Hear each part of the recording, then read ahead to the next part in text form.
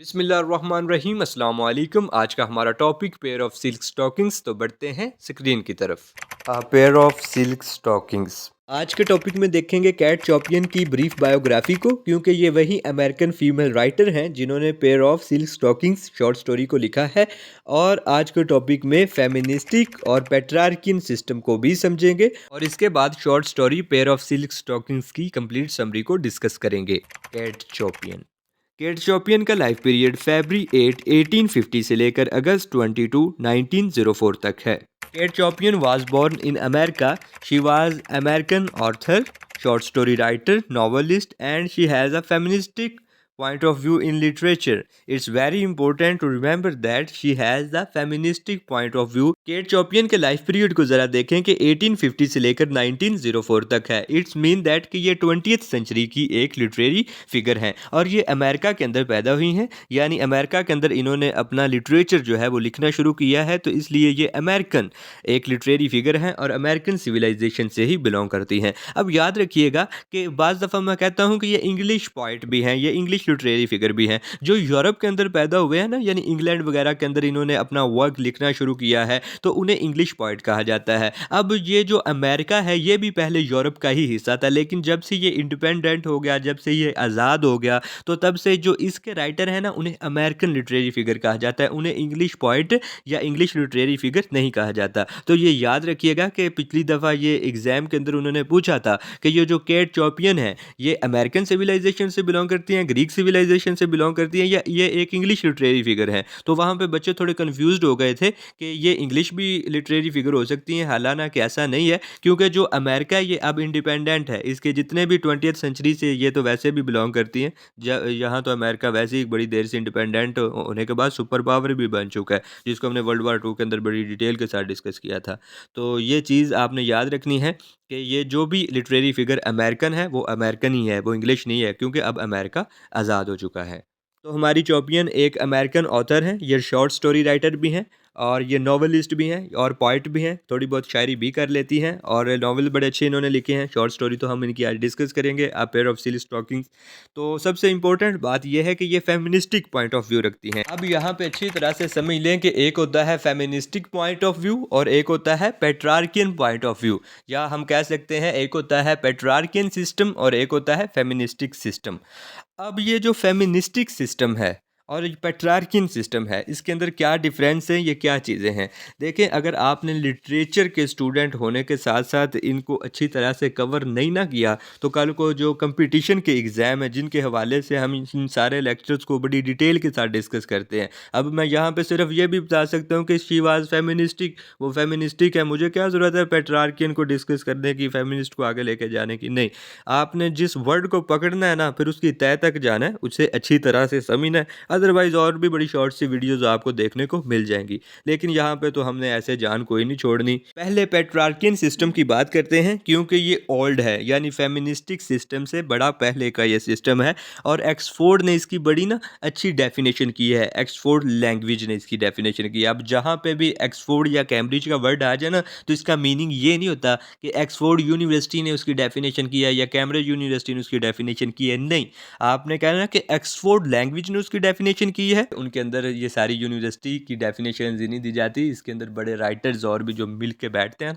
वहाँ पे डिसाइड करते हैं, तो फिर वहाँ से एक डेफिनेशन बन के ग्रोथ ऑन करती है सारी अर्थ के ऊपर। अब जो वहाँ पे चैम्बर के अंदर डेफिनेशंस बनाने वाले सारे राइटर्स इकट्ठे होकर बैठे होते हैं, जो कि इंग्लिश के अंदर नए नए वर्ड्स इंट्रोड्यूस करवाते हैं, तो वो ज़रूरी नहीं कि सारे के सारे एक्सफोर्ड से ही पढ़े हों, हो सकता है कोई इंडिया से भी चले, काफ़ी जाते हैं लोग, हो सकता नहीं काफ़ी इंडिया के से लोग जाते हैं, पाकिस्तान से भी जाते हैं। तो इस तरह से जब ये वहाँ पे ग्रुप बनाकर इकट्ठे होकर बैठते हैं, कुछ नई चीज़ के ऊपर रिसर्च करते हैं, कुछ नए वर्ड इंट्रोड्यूस करवाते हैं, तो फिर ये जहाँ पे बैठे होते हैं बेसिकली एक्सफोर्ड के अंदर, तो उसी का ही उसे नाम दे देते हैं, हालांकि ये डिफरेंट कंट्रीज से गए होते हैं। तो इसलिए आपने ये याद रखना है कि एक्सफोर्ड लैंग्वेज से ये पेट्रार्कियन की डेफिनेशन आई है। अ सिस्टम ऑफ सोसाइटी और government in which the father और eldest male is head of the family. Means ये कि एक ऐसा सोसाइटी सिस्टम यानी ऐसा माशरती निज़ाम जिसके अंदर ख़ानदान का सरबराह फैमिली का हेड मेल होता है। अब एक फैमिली के अंदर पेरेंट्स होते हैं और पेरेंट्स में जो फादर होता है ना, उसे माना जाता है कि इसके हुक्म से ही सारा घर चलेगा। जो मदर है उनकी बात को कोई ख़ास अहमियत नहीं दी जाती। जैसे फादर साहब कहते हैं, जैसे अब्बू जी कहते हैं, उनकी ही बात मानी जाती है और मदर भी उनके सामने बेबस होती हैं, चुप कर जाती हैं। लड़की का रिश्ता अब्बा ने कह दिया यहाँ करना है, मैं उन्हें ज़ुबान दे आया हूँ, तो फिर यहाँ ही होना है। लड़की की खुशी को कोई नहीं देखे जाना, लड़के की खुशी को कोई नहीं देखे जाना। बस जो अब्बा जी की ज़ुबान है उसका मान रखना है, बाकी सब कुछ बाहर में जाए। तो इस तरह का जो सिस्टम होता है इसे कहते हैं patriarchian system. While on other hands means ये कि दूसरी तरफ है फेमिनिस्टिक सिस्टम या फेमिनिस्टिक पॉइंट ऑफ व्यू। अब ये जो फेमिनिस्टिक सिस्टम है ना, ये पेट्रार्कियन सिस्टम से बड़ी बाद में आया। पहले पेट्रार्कियन सिस्टम का ही राज हुआ करता था। 1830 के अंदर ना इसकी फर्स्ट वेव आई है। अब वेव मीन्स ये कि इसके ऊपर ना आहिस्ता आहिस्ता से बात हुई है। ऐसा नहीं हुआ कि यकदम से औरतों ने तलवार पकड़ ली और मर्दों से कहा कि हो जाओ सीधे, हमें हमारे हकूक दे दो। नहीं, बड़े ना आहिस्ता आहिस्ता से उन्हें अपने काबू में लाया गया पहले, और फिर ये जो मौजूदा हालात है ये तो बद से बदतरीन होते जा रहे हैं। लेकिन जो फर्स्ट वेव आई है ना वो 1830 के अंदर आई है। 1830 से चली है फर्स्ट वेव और 1960 तक, यानी कि ये जो वेव है ना फर्स्ट, इसे कहते हैं कि इसके अंदर जो फेमिनिस्टिक सिस्टम है इसकी शुरुआत हुई है और इसके अंदर ना औरतों को लीगल राइट्स मिल गए थे। अब समझें कि पहले ना औरतों को कोई भी राइट्स नहीं था, यानी वो घर के अंदर ना सिर्फ खाना वगैरह पका सकती थी, बच्चों की देखभाल कर सकती थी, जो भी करना था वो पैट्रियार्कियन सिस्टम फुली चल रहा था, मर्द नहीं करना होता था। लेकिन फर्स्ट वेव के अंदर इन्हें लीगल राइट्स मिले। मींस ये कि right of votes, right of suffrage, right of vote भी कह सकते हैं, राइट ऑफ सफरेज भी कह सकते हैं, बात एक ही है। और राइट ऑफ प्रॉपर्टी, यानी ये जो बेसिक राइट है ना जिन्हें लीगल राइट कहते हैं, कि एक औरत को ये हक होना चाहिए कि वो भी वोट दे सके जाके, वो भी जो नया नेता आने वाला है, एमपी एमएनए सिलेक्ट होने वाला है, उसको भी हक है कल को जो फैसले हुए वो उसके ऊपर भी अप्लाई होंगे। यानी सोसाइटी के अंदर अगर वो जाके कोई गवर्नमेंट फैसला देती है, कुछ डिसीजन देती है, कोई टैक्स वगैरह बढ़ाती है, तो जाहिर सी बात है एक औरत ने भी वो पे करना ही है, क्योंकि वो भी कुछ ना कुछ तो कर रही होती है ना सोसाइटी के अंदर। तो इसलिए उन्होंने कहा कि भाई इसे भी हक होना चाहिए कि ये भी जाके वोट कर सके। और दूसरे नंबर पर इसे प्रॉपर्टी के अंदर भी हक दो। ऐसा नहीं कि औरत आपके बच्चों को जन्म दे, उनकी देखभाल करे और आखिर पे मर जाए या आप मर जाएं, तो फिर उनकी प्रॉपर्टी जो आपकी बच गई है, जो आपके बच्चे हैं उनके अंदर डिस्ट्रीब्यूट कर दी जाए और आपकी वाइफ यानी बच्चों की मदर को कुछ भी ना मिले, तो ये तो बड़ी ज्यादती होगी ना। तो फर्स्ट वेव के अंदर इन्हें लीगल राइट्स दिए गए, right of vote and right of property. Then उसके बाद फिर ना 1960 से ही सेकंड वेव स्टार्ट हो गई। औरतों ने ना पहले काम शुरू किया और फिर इसके ऊपर काम अपने साथ कुछ मर्दों को भी मिला लिया। यानी कि जो समझदार थे, पढ़े लिखे थे, उन्हें अच्छी बात उन्होंने की कि इन्हें राइट्स मिलने चाहिए। तो फिर इन्होंने काम छोड़ा नहीं, 1960 से ही ना दूसरी वेव शुरू हो गई और इसके अंदर इन्होंने मिस अमेरिकन पेजेंट है, बात डिटेल के अंदर ज़्यादा नहीं लेकर जाते, ब्लैक वूमेन है, उनको ना प्रेसिडेंट भी बनाया गया था। और जिस तरह से हमारा मिस इंडिया वगैरह नहीं बनाया जाता, मिस वर्ल्ड, तो इस तरह से उनको बनाया गया था। जो सेकंड वेव चली है ना 1960 से लेकर 200 तक, इसके अंदर ना फिर इनको रिप्रोडक्टिव राइट्स दिए गए वुमेन्स को। यानी मीन्स ये कि इन्हें फैमिली राइट्स दिया गया और ऑफिस के अंदर काम करने का राइट दिया गया और अपनी मर्जी से चाहें तो ये बच्चे को जन्म दे सकती है, अबॉर्शन भी करवा सकती है। यानी इस तरह की कंडीशन हो जाती है ना बाज़ दफ़ा हॉस्पिटल के अंदर, माँ या बच्चे दोनों में से एक को ही ज़िंदा रखा जा सकता है। तो ये ज़रूरी नहीं कि बच्चे को ही बचाया जाए और बच्चे की ही जो है बात की जाए, माँ को भी, वुमेन्स को भी राइट दिया जाए कि वो भी अपनी ज़िंदगी को सेव कर सके अगर इस तरह की कोई सिचुएशन कंडीशन बन जाती है। याद रखिएगा कि फर्स्ट वेव के अंदर इन्हें लीगल राइट मिले हैं और सेकंड वेव के अंदर इन्हें रिप्रोडक्टिव राइट्स दिए गए हैं। और जो थर्ड वेव है ये ऑनवर्ड 200 से लेकर अभी जो हमारे तक चल रही है, ये ऑनवर्ड चली जा रही है। ये अभी बात करते हैं ना कि वुमेन्स राइट दो, औरतों का एक दिन मनाया जाता है उनको राइट्स देने का, तो ये तमाम चीज़ें जो अब हो रही हैं तो ये थर्ड वेव के अंदर हो रही हैं। तो यानी कि मीन्स ये कि हमने ये समझा कि फेमिनिस्टिक मीन्स ये है कि मैन और वुमेन्स दोनों को इक्वली राइट दिए जाएं फैमिली के अंदर, सोसाइटी के अंदर।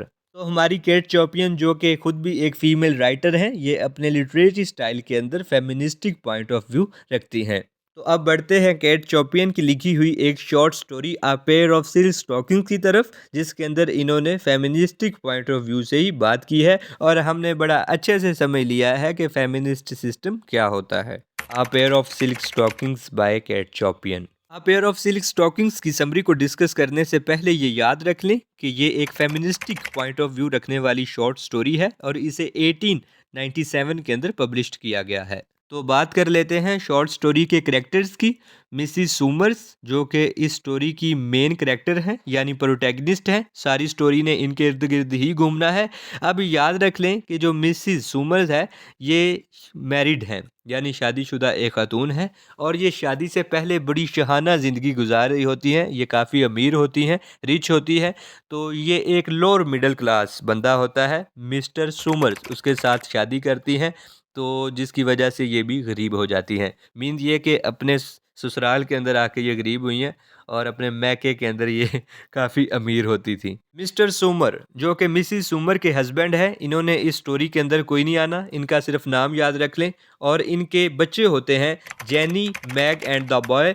तो ये भी बस नाम याद रख लें, इन्होंने भी स्टोरी के अंदर कोई नहीं अपीयर होना। बस ये थोड़ा सा एक वो कहते हैं ना कि स्टोरी का पूरा नाक नक्शा बनाया जाता है, तो ये वही नाम है। अब होता यह है कि मिसिस सूमर को एक दिन $15 यानी $15 मिलते हैं, जिसकी वजह से ये बड़ी खुश हो जाती हैं और ये डिसाइड करती हैं कि ये 15 के $15 अपने बच्चों पे खर्च करेंगी। जैनी के लिए और मैग के लिए जैकेट्स लेंगी, कपड़े लेंगी, इनके लिए न्यू क्लॉथ्स बनाएंगी। तो ये सारी ना ये प्लानिंग करती है कि अपने $15 इनके ऊपर खर्च कर देंगी। अब याद रखें कि मैंने बताया है कि इस स्टोरी को 1897 के अंदर पब्लिश किया गया है और अब 2023 के अंदर वो $15 बनते हैं $531 के इक्वल।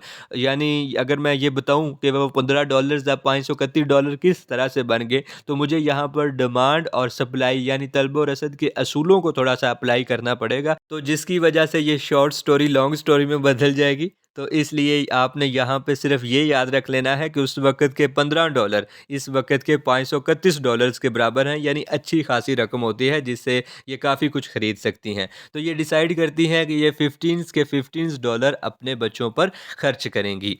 अब हमारी मिसिस सूमर ये डिसाइड कर चुकी हैं कि वो सारे के सारे डॉलर्स लगा देंगी अपने बच्चों के ऊपर और ये सिटी बाज़ार जाने से पहले ना कुछ देर के लिए अपने हमसाए जो इसके नेबरहुड होते हैं उनके पास बैठ जाती है। जिस तरह से औरतों की आदत होती है ना, कोई नया सूट आ जाए या मतलब कोई नई चीज़ आ जाए तो एवं ही दूसरों को अपनी जो दोस्त हैं उन्हें दिखाकर थोड़ा सा हाई स्टैंडर्ड खुद को महसूस करवाती हैं। तो इस तरह इसके पास भी अब $15 आते हैं तो ये घूमती घुमाती अपने हमसायों के पास चली जाती है, ये देखो मेरे पास $15 हैं और ये मैं अपने बच्चों के ऊपर खर्च करूंगी सारे के सारे। तो जो हमसाई होती है, जो नेबर्स होती है, वो कहती हैं मिसिस उमर तुम पहले बड़ी अमीर थी, जब से इस उमर के साथ तुम्हारी शादी हुई है और तुम तो बड़ी गरीब हो गई हो। पहले तुम ये क्या $15 को समझती थी, अब तुम्हारे पास ये $15 आए और इतनी खुश हो रही हो। पहले तो तुम इतनी महंगी मैगजीन पढ़ा करती थी, इतने महंगे शूज़ पहना करती थी, क्या ज़िंदगी थी तुम्हारी। तो वो बात ना मिसिस उमर के माइंड में बैठ जाती है। हाँ, मैं इस लोअर मिडिल क्लास बंदे के साथ शादी करके मैं फंस गई। पहले मेरी ज़िंदगी वाकई में बड़ी इंजॉयमेंट वाली थी।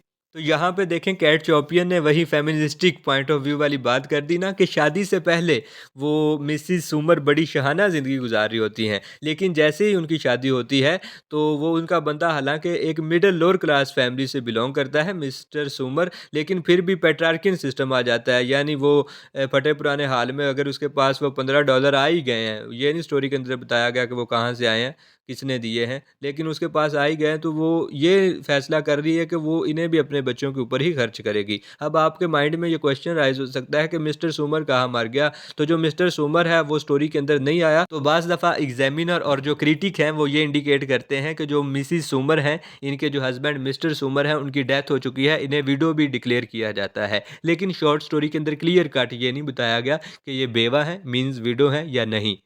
मिसिस उमर गुड्स यानी चीज़ें खरीदने के लिए सिटी बाज़ार चली जाती है और वहाँ जाकर अपने बच्चों के लिए मुख्तलिफ़ चीज़ों को देखना शुरू कर देती है। और ये जो शॉपकीपर्स होते हैं, दुकानदार होते हैं, उन्हें कहती है कि इनके रेट्स कम करें, चीज़ें तो मुझे पसंद है लेकिन वो रेट्स कम नहीं करते। जिसकी वजह से ये और भी शॉप्स को विज़िट करती है और इस तरह पूरा बाज़ार घूमने के बाद ये ना थक जाती है और एक डाइस के ऊपर बैठकर ना अपने आप को थोड़ा-सा फ्रेश करने की कोशिश करती है, क्योंकि घर से नाश्ता भी नहीं करके गई होती, ब्रेकफ़ास्ट इसने कोई नहीं किया होता, वैसे ही सिटी बाज़ार चली जाती है और वहाँ पे फिरते हुए इसे दोपहर हो जाती है, नाश्ता किया नहीं होता, ये काफ़ी थक जाती है, तो वहाँ पे एक डाइस के ऊपर बैठ जाती है और इसकी अचानक से नज़र पड़ती है a pair of silk stockings की तरफ। यानी a pair of silk stocking, जो कि इस स्टोरी का टाइटल भी है, मीन्स ये कि एक रेशम का जोड़ा, सॉक्स होती है ना, जुराबें होती हैं, वो रेशम की जुराबें बड़ी खूबसूरत लटक रही होती हैं, इसकी नज़र पड़ती है और ये याद करती है, हाँ, मैं पहले इसी तरह की पेयर्स ऑफ सिल्क स्टॉकिंग्स पहना करती थी, बड़े महँगे-महँगे कपड़े पहना करती थी, बूट्स पहना करती थी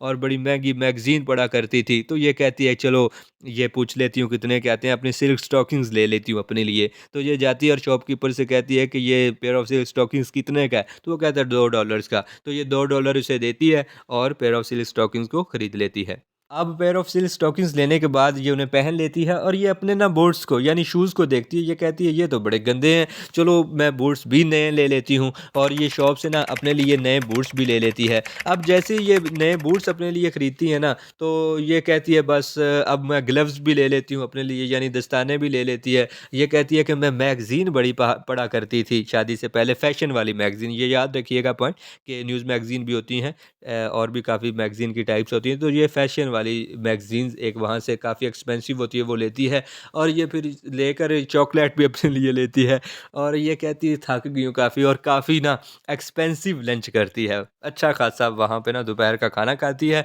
और जो वेटर होता है उसे कहती है ये ले टिप भी ले, यानी फुल अमीर बन जाती है ये। अब भूल चुकी है अपने बच्चों को और लास्ट के ऊपर इसके पास फिर भी पैसे बच जाते हैं, तो ये एक ना थिएटर की टिकट लेती है, यानी जहाँ पे ड्रामा परफॉर्म किया जाता है ना, उस वक़्त ये बात हो रही है 1897 की। तो ये एक थिएटर की टिकट लेती है और पूरा प्ले देखती है, जाके ड्रामा देखती है बड़े मज़े के साथ। और अब जब ड्रामा ख़त्म हो जाता है ना, तो आती है बाहर, इसके पास फिर भी पैसे बच जाते हैं। देखो तो सही मेरे कितने अच्छे बूट्स हैं, ग्लव्स हैं, मेरे पास फ़ैशन वाली मैगज़ीन है, बड़ा एक्सपेंसिव मैंने लंच किया है, चॉकलेट्स हैं मेरे पास, अभी-अभी मैं थिएटर से एक ड्रामा देख के आ रही हूँ, तो मैं को पैदल जाते हुए अच्छी लगूँगी। तो ये केबल कार के ज़रिए से वापस फिर घर की तरफ आती है। अब केबल कार समझ लें क्या होती है, वो जिस तरह से एक केबल यानी तार होती है और उसके साथ एक डोली लटक रही होती है। अक्सर जो लोग टूरिज़्म यानी सफ़र वगैरह पर जाते हैं, तो वो वहाँ टिकट लेकर फिर उसके ऊपर बैठते हैं और फिर उसके ऊपर वो काफ़ी यानी कि जर्नी करते हैं, सफ़र करते हैं एक जगह से दूसरी जगह। तो ये केबल कार के अंदर सफ़र करती है और जब ये वापस आ रही होती है ना, तो इसके माइंड में आता है कि मैंने 15 के $15 अपने ऊपर खर्च कर लिए हैं और मेरे बच्चे घर में बैठे हुए हैं। तो फिर ये ना एक विश करती है कि काश ये सफ़र जो मैंने इतना शहाना अभी गुज़ारा है, सारे के सारे डॉलर्स अपने ऊपर खर्च किए हैं, ये इस तरह का सफ़र कभी ख़त्म ही ना हो। तो इसी के ऊपर ही ये शॉर्ट स्टोरी एंड हो जाती है। उम्मीद करते हैं कि पेयर ऑफ सिल्क स्टॉकिंग से रिलेटेड बहुत सारी चीज़ें आपको क्लियर हो गई होंगी। नेक्स्ट लेक्चर में इसके थीम को डिस्कस करेंगे। तब तक के लिए इजाज़त दीजिए। अल्लाह हाफ़िज़।